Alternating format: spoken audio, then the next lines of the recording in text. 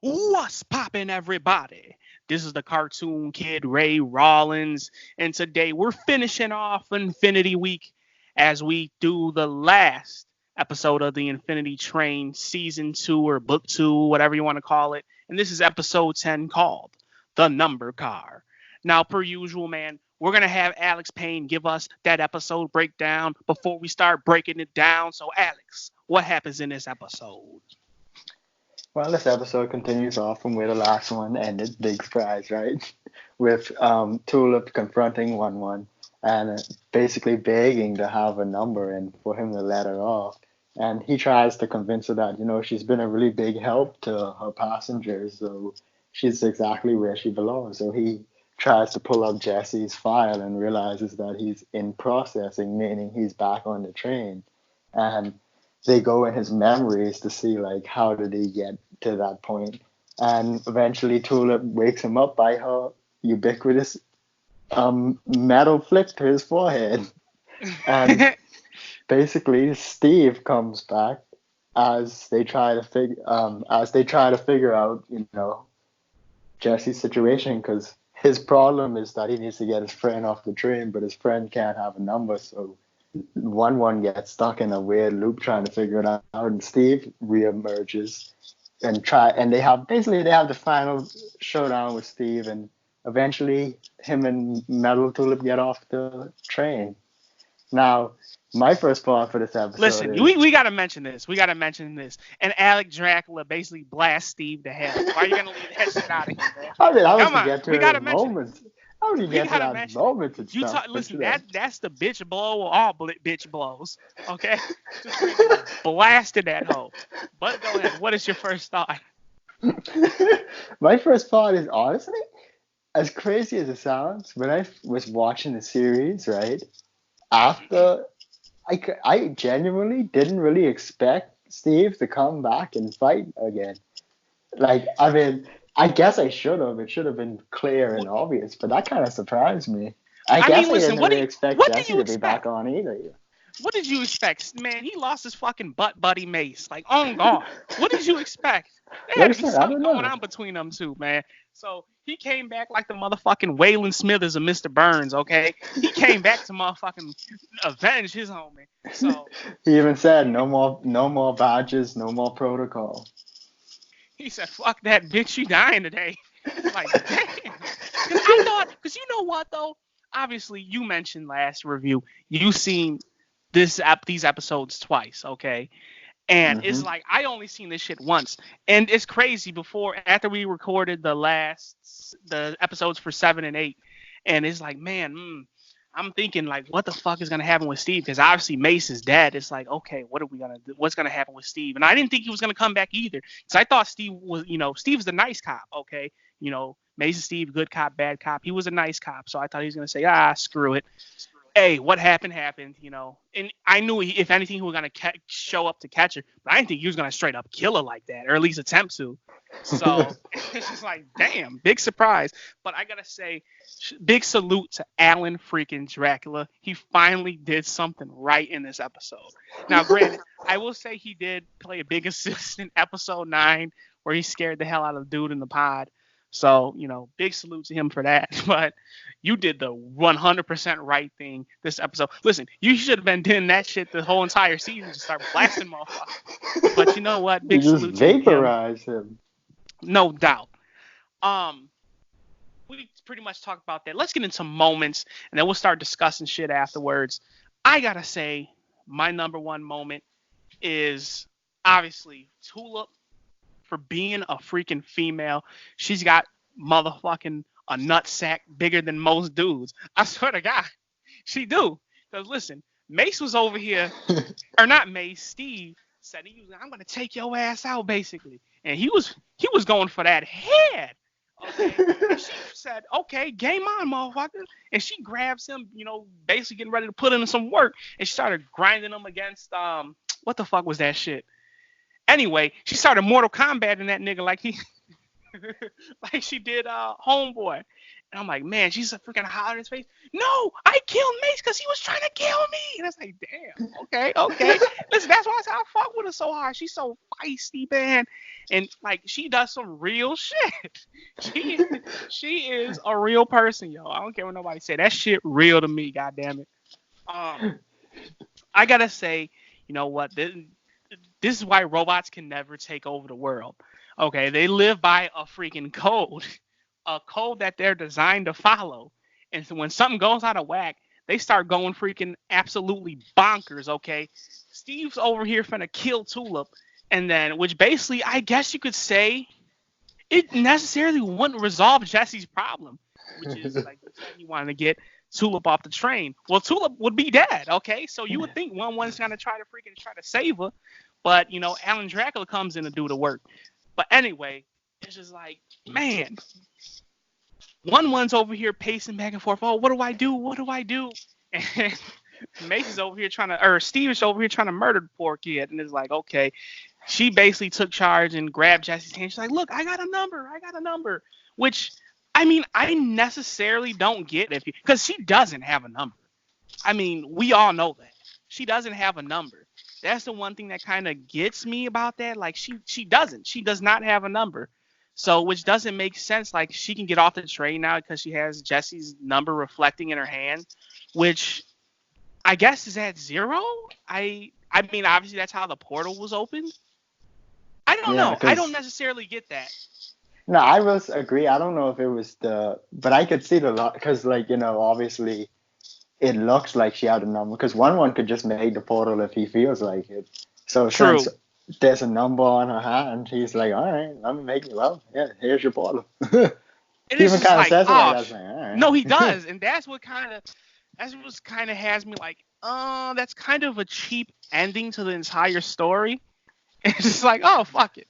Well, problem solved. There you go. And, you know, I do like the fact that when they're going through the portal, Steve was like, fuck that shit. You ain't going nowhere, bitch. Get back here. And he basically grabs and trying to pull her through the freaking portal. Like, And, man, listen, if she let go of Jesse, oh, hell. Because I sure thought that was going to happen, man. You don't understand. Because she can't get off the train. She should not logically be able to get off the train with all the rules they set forth. Okay? I don't care what nobody says. I can't agree with that ending to that story. I can't. Logically, it's not right. Okay, I get that there's a reflection in her hand. It's reflecting her number. And just the fact that one was like, fuck it. Okay, here's your portal. There you go. It's like, it doesn't make sense to me. Okay, that's just me personally. Maybe there's something I'm missing. Go ahead. No, I see. If she'd have just go through the portal, then yeah, I would have been like, all right, I don't know. I mean, like, I think that makes the most logical sense of how they could have resolved that issue. Because I don't think there's any other way she could have actually have a number. I mean, I don't know if that's because they wrote themselves in a corner and couldn't, or if that's what it sounds like to me, honestly. Oh, if that was just the intent all along. Because like I said, she was looking at her hand the entire time. But what I'm saying is, if it just like, oh, okay, your hand is reflecting, okay, y'all too, and then they just leave the train and everything. I like that they had that moment with the struggle with Steve and shit, and then. But that's still, in my opinion, I think it's cool, but it doesn't resolve, the issue there. That's a big oops, I fucked up moment right there. If you're a writer, that's what it sounds like to me. They write themselves in a corner. That's the only way they can write themselves out. And which, I mean, listen, that's not going to take away from the series. Overall, it's a good series. And I guess we're definitely in review territory right here. That does not take away from the series, in my opinion. I just can't agree with that. Because, you just, in a sense, went against your own rules. Because I get what you're saying, but she technically didn't have a number, yo. I mean, realistically, Jesse, I can understand. Okay, yeah, he's got his number. Go. You're good, kid. But... He's like, it's just the fact that homeboy said, oh, well, whatever, go ahead. Yeah, it's your portal, buddy. It's just like, it don't make no sense. I'm sorry, I can't agree with that at all. The moment with Steve was cool. And I will admit, like I said, they had me believing that he was going to pull her ass back through that portal, yo. And Dracula blasted his ass to hell. And then it's like a true boss. He walked over by his freaking splattered body parts and just ate some freaking grass. And it's just like, yo, that's some gangsta ass shit. But it's just like, man, I can't agree. And listen, we have a freaking metal girl in the human world. Wow, I get, you want to have a happy ending, a Cartoon Network show, and it's TV PG, it's meant for kids, and you want to have a happy ending. But logically, that just doesn't make sense. Like I guess they could explain it to regular people, like how Jesse explained it to Nate, like, yo, there's this magical train, blah, blah, blah, blah, blah. But it's just like, man, I don't know. It's kind of weird. Now, granted, I was definitely feeling Tulip. I'm like, yo, you need to get off this train. It's understandable, Yeah, okay, I get that's. My only problem with this episode is how she got off. That's it. How she got off. I can't agree with that. But it's cool to, see her finally get what she wants. And then in the end, just the whole scene with her, Jesse, and his brother Nate is like, oh, it's kind of nice, Nice ending to the season. You see them all. Basically, Jesse want to freaking, I guess, fist bump or whatever the hell you want to call it. And Tulip's like, nah, cuh. And she calls him freaking nerd at the end. He's like, I would have said, bitch, I came back for you, motherfucker. I hopped on the train just to get you off. Are you kidding me, man? So, it's pretty decent ending to the series. And I want to say, did 1-1 do something again in this episode after that? No, it just ended. It just ended after that. Okay. Oh, no, he sent Alan Dracula back home. Yeah, wherever the hell that is. Home. It's just like, I really broke the mold with you, Alan Dracula. I don't know what that means necessarily, but maybe we'll necessarily don't either. I'm not even gonna lie to you. I mean, maybe he was like, maybe he was referring to the portal stuff, but that didn't necessarily have anything to do with Alan Dracula, though. Unless he just named what he is, because he seems to be pretty powerful in general. Yeah, that's probably the only thing he's referring to. I guess before we even move on to the reviews, I'm pretty sure there's going to be a season 3. What do you think it's going to be about? We kind of talked about this in episode, I believe it was 8 or 7, with the little quote led by Grace and them. What do you think is going to be in season 3? You think it's going to be about them, or you think it's going to be about someone else? Or because I can't listen. Obviously, Metal Tulip ain't going to get back on the train, or regular Tulip for that matter. Or maybe she will. Who knows? I don't know. But I think it'd be weird to have another Infinity Train season without Tulip on it. I'm gonna be 100 with you. So what do you think? I think I could almost agree, just because it's just like that's the instinct. But I think this is an anthology series, so you almost should expect someone else to be there. But yeah. I will say, a part of me wants to say I think it's clear that it'll either follow the Apex or it'll follow Amelia. Like, I feel like, I mean, is it possible that we just might get a brand new character altogether? Maybe, but I really feel like it'll follow one of those two plot threads. You know what? I really want to see a season on Amelia. Like, seriously, we need that right there, because man, she was that evil ass conductor. I really want to learn more about her. Well, like why she wanted to do what she did. And I guess you could say that we got a little bit of that in season 1, but I want a full-fledged out ass story on Amelia and how she's going to get off. Because I think, man, she can really do something good. Okay. I'm thinking in terms of her, I know I really want to say they're definitely going to do that eventually. They have to, yeah. I'm wondering if they're doing it now, though, if they're going to save that for later on as like some sort of, like, I could see that. I could easily, I mean, maybe it might be a stretch to say, but I could see that as like the final season story. I think with that too, you might need more than 10 episodes. I mean, maybe I'm wrong, but you got a lot to explain, like how she got, to where she was, how that shit even got created, because necessarily you can say she created that train, yeah? Well, she kind of took, like, she ripped one out of the thing, and she did do a lot of shit. They probably could even, do that. Maybe a story on how she got in control of the train and everything. Either way, Go They ahead. never really, because they never really explained it. I mean, yeah, made it clear that she took one out of the conductor's thing and sent him back far back in the train, but they never really go into how she took control of the train and shit. Right. Either way, whatever it is, season three is either on Amelia, Apex, a new character. I'm down for reviewing it. That's for sure. And I guess we got off track a little bit, but that's something I want to talk about before we continued on. Let's get through our final reviews of this episode. I'm gonna let you go first. I think this episode was pretty well done, if you ask me. I think, like you said, maybe the ending is a bit. I feel like the ending could go either way on a lot of people. I personally could see how it works. Maybe it was a little nonchalant, but I could see how it works because like you said, one could just create them at will. So he's not even thinking, okay, she doesn't actually have a number. It's just there's a number on her hand. Here you go.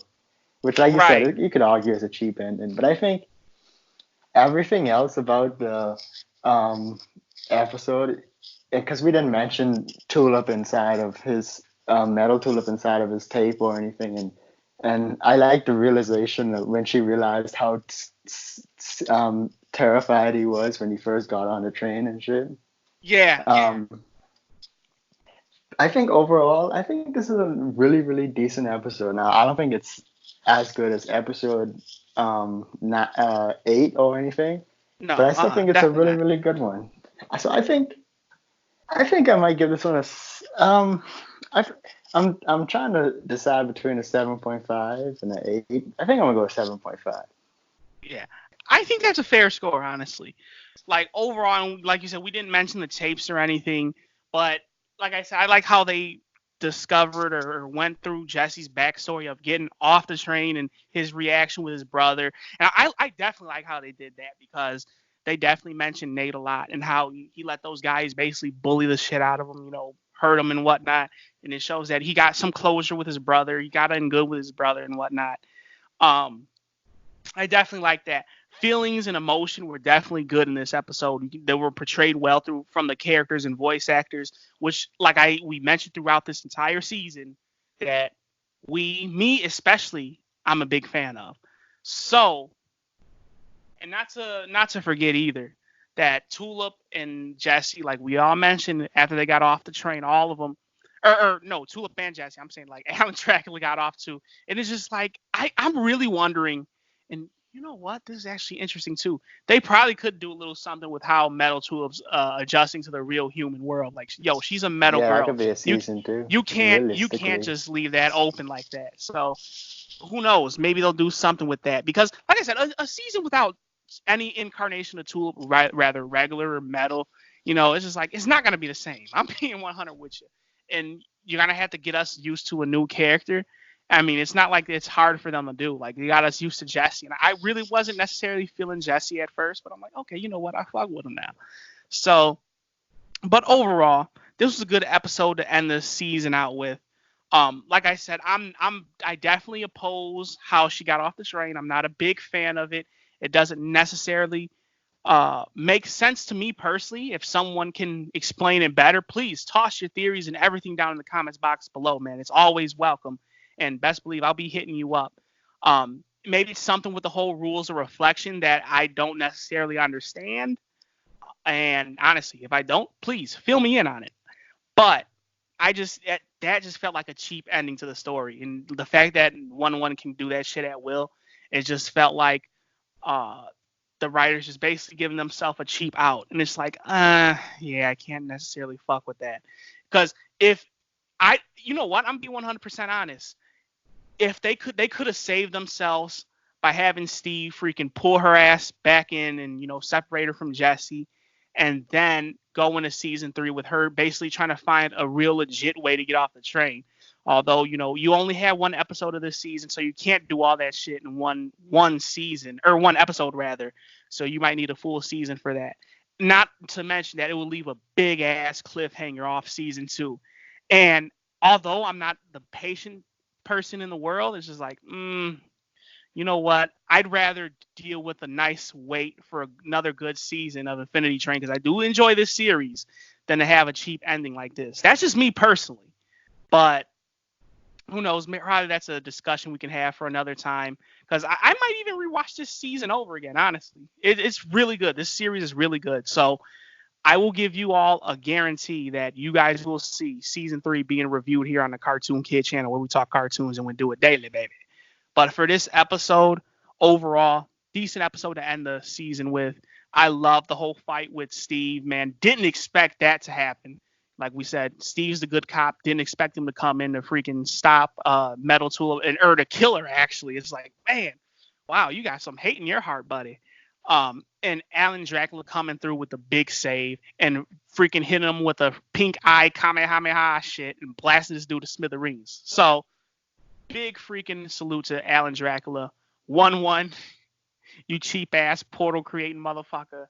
It was a good episode overall. So I'm gonna give it just like you a 7.5. I want to give it a 7 because of that ending, but I think a 7.5 will do it justice. Like this ended its season better than most cartoons with I say 8 to 11 minute episodes would, which definitely is a freaking good thing to do. So I can't wait for season 3.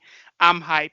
I wish we got a little nice tease, a nice little sneak preview, but granted, we didn't get one for season 1 either. So regardless, you guys will see more reviews from us here on this channel.